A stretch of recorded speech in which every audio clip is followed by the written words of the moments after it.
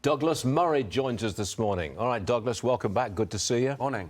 Seems like Musk gives us a headline every single day, gives his opinion, never holds back. It's like a breath of fresh air in corporate America, isn't it? Yes, that's right. I mean, he's been like this throughout his career in a way, but he's certainly sort of letting himself fly now. He did so with Tucker in this interview. I'm looking forward to seeing the rest of it tonight.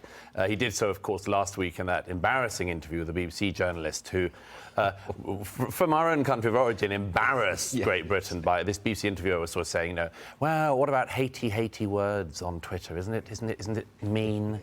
Isn't it a mean place to be? And he was totally unprepared for the interview, and of course Musk just said, I call you out and say that you don't know what you're talking about. Yes, so you're lying. You're lying.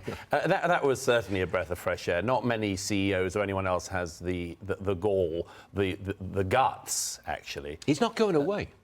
No. This man is not going to go. He's got the bit between the teeth, and he's running. Well, because effectively they've thrown everything they can at him already. The New York Times has already run the piece, claiming that because he was born in South Africa, he must be pro-apartheid. The left has already done all of the nasty character assassination attempts that they could do. He's survived them.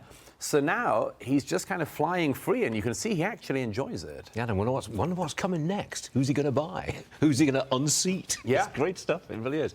Change the subject, Douglas. So this is for you. Congressman James Comer, he says 6 additional members of the Biden family, quote, may have benefited from Hunter's business dealings. 6 new members of the family. Roll tape.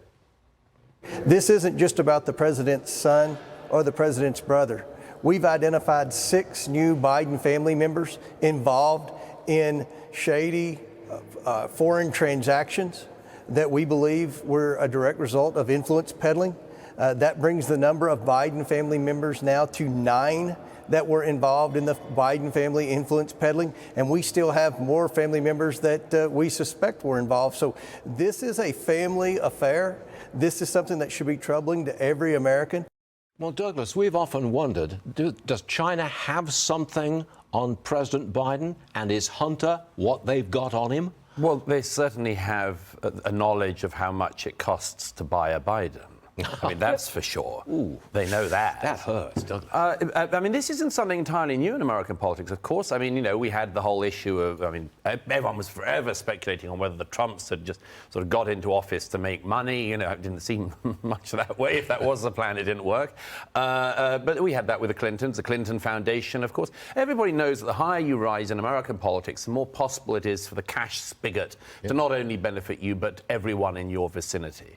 But this is something different, of course, because it's to do with our chief adversary, the country which is currently doing deals like the Brazil deal the other week, deliberately circumventing the US dollar.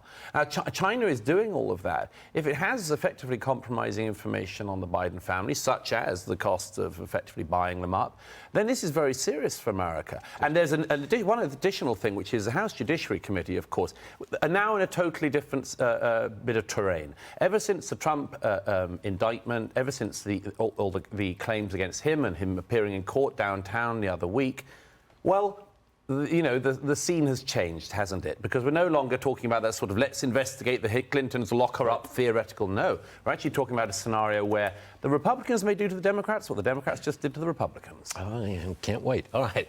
You've got a British accent, therefore you're here to... You picked up on that. I did indeed, I did indeed. You've got a comment on the Royals.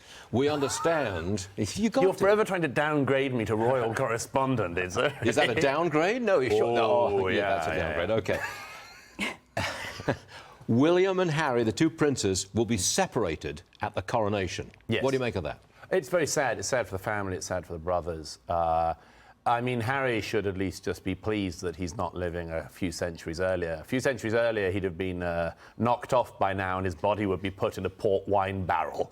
So him being a couple of 2 rows... princes in the tower, as I recall. His seat being a couple of rows back in the Abbey, he should thank his lucky stars. Are you going to go back May 6th? I haven't been asked. No, not for the coronation. Are you just going to go back to England to see it? I thought you were prying into my relationships with the royal family. I wasn't going to reveal that for you. Do you have a relationship with the royal family? I couldn't possibly comment. All right. Well, thank you very much, Douglas. It was great to have you with us. Okay.